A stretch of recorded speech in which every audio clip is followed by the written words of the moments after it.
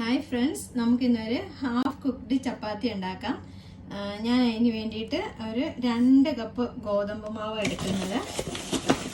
നമ്മളിപ്പോൾ എവിടെയെങ്കിലുമൊക്കെ പോവുകയാണെങ്കിൽ നമുക്ക് ഇപ്പോൾ ഉണ്ടാക്കി ഇങ്ങനെ ഹാഫ് കുക്ക്ഡ് ഉണ്ടാക്കി വെച്ചിട്ട് പോവുകയാണെങ്കിൽ നമ്മുടെ വീട്ടിലുള്ളവർക്ക് ഇത് എടുത്തിട്ട് പെട്ടെന്ന് ഇത് റെഡിയാക്കി എടുക്കാം. അതിന് വേണ്ടി 2 കപ്പ് ഗോതമ്പ് മാവ് എടുത്തിട്ടുണ്ട്. ഇനി അതിനാവശ്യമായിട്ടുള്ള വെള്ളം എടുക്കാം.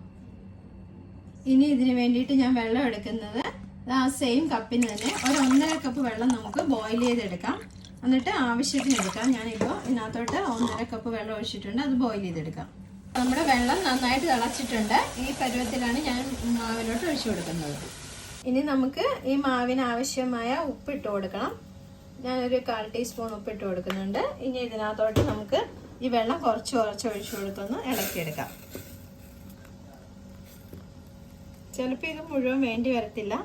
അഥവാ ലേശം വെള്ളം കൂടിപ്പോയാലും കുഴപ്പമില്ല. നമുക്ക് ഒരു ലേശം എക്സ്ട്രാ മാവിട്ട് നമുക്കത് അഡ്ജസ്റ്റ് ചെയ്ത് കുഴച്ചെടുക്കാം. ഒത്തിരി അങ്ങ് ടൈറ്റ് ആകേണ്ട, ഒരു ലേശം ഒന്ന് ലൂസായിട്ടിരിക്കണം. അല്ലെങ്കിൽ നമുക്ക് ഇത് കുഴയ്ക്കാനും പരത്തി എടുക്കാനൊക്കെ ഭയങ്കര പാടായിരിക്കും. ഇനി നമുക്കിത് ഇപ്പം ചൂടിൽ ഞാൻ ആ തിളച്ച വെള്ളം ഒഴിച്ചു, മുഴുവൻ ഒഴിച്ചില്ല. ഇനി ഏകദേശം ഒരു 1/4 ഗ്ലാസ് വെള്ളം ബാക്കിയുണ്ട്. ആ 1.5 ഗ്ലാസ് എടുത്തെങ്കിലും ഒരു 1/4 ഗ്ലാസ് വെള്ളം മുഴുവൻ ഒഴിച്ചില്ല, വേണ്ട. ഒരു 1.25 ഗ്ലാസ് വെള്ളം മതി. ഇനി നമുക്ക് കൈ കൊണ്ട് തന്നെ നല്ലതായിട്ട് കുഴച്ചെടുക്കാം. ഞാൻ മാവ് നന്നായിട്ട് കുഴച്ചെടുത്തിട്ടുണ്ട്. ഇത് 2 കപ്പ് മാവാണ്. അതിന് 1.25 കപ്പ് വെള്ളമായിരുന്നു കണക്ക്. 1.5 വേണ്ട, 1.5 ആയ ലേശം കൂടിപ്പോ. 1.25 കണക്കാ. ഇതിപ്പോൾ നല്ല സോഫ്റ്റ് ആയിട്ട് വന്നിട്ടുണ്ട്. എണ്ണയൊന്നും ചേർത്തിട്ടില്ല. ഉപ്പും വെള്ളവും മാവും മാത്രമേ ഉള്ളൂ. ഇനി നമുക്ക് ഇതിനകത്തുനിന്ന് ഒരു സാമാന്യ വലുപ്പത്തിലൊരു ബോൾ ഉണ്ടാക്കാം. ഇനി ഇത് നമുക്കൊന്ന് പരത്തിയെടുക്കാം. അതിന് വേണ്ടിയിട്ട് ഞാൻ ലേശം ഗോതമ്പ് പൊടി എടുത്തിട്ടുണ്ട്. അതിൻ്റെ മേലോട്ട് വെച്ച് കൊടുക്കാം.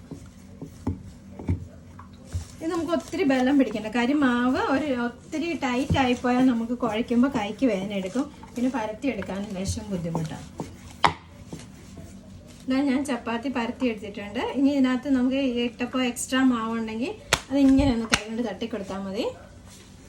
ഇനി നമുക്ക് ഇതിനകത്തോട്ട് ഇട്ട് കൊടുക്കാം. നമ്മുടെ പാൻ ചൂടായിരിക്കുക. അതിനകത്തോട്ട് ഞാൻ ഇട്ടിട്ടുണ്ട്. ഇത് ചെറുതായിട്ടൊന്ന് ചൂട് വരുമ്പോഴേ നമുക്ക് ഇത് തിരിച്ചിട്ട് കൊടുക്കണം. ചെറിയ കൊമ്പള വരുന്നത് നോക്കണം. നമുക്ക് ഒത്തിരി വേണ്ടല്ലോ, ഹാഫ് കുക്ക്ഡ് പരുവായിപ്പോ മതിയല്ലോ. അതിനകത്ത് ചെറിയ കൊമ്പള വരുന്നുണ്ട്.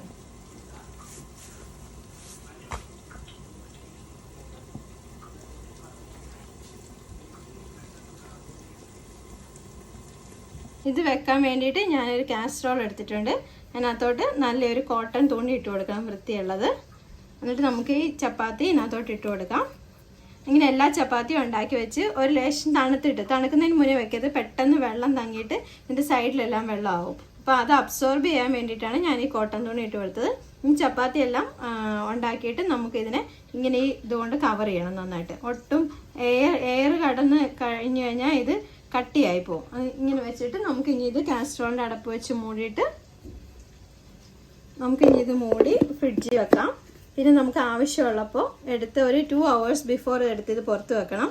എന്നിട്ട് നമുക്കിത് ഒന്നുകൂടി ചുട്ടെടുക്കാം. അപ്പോൾ ആവശ്യമുള്ളവർക്ക് വേണമെങ്കിൽ എണ്ണ ഇട്ടൊന്ന് ചുട്ടെടുക്കാം. വേണ്ടെങ്കിൽ ചുമ്മാ ചുട്ടാലും നല്ല സോഫ്റ്റ് ആയിട്ടിരിക്കും.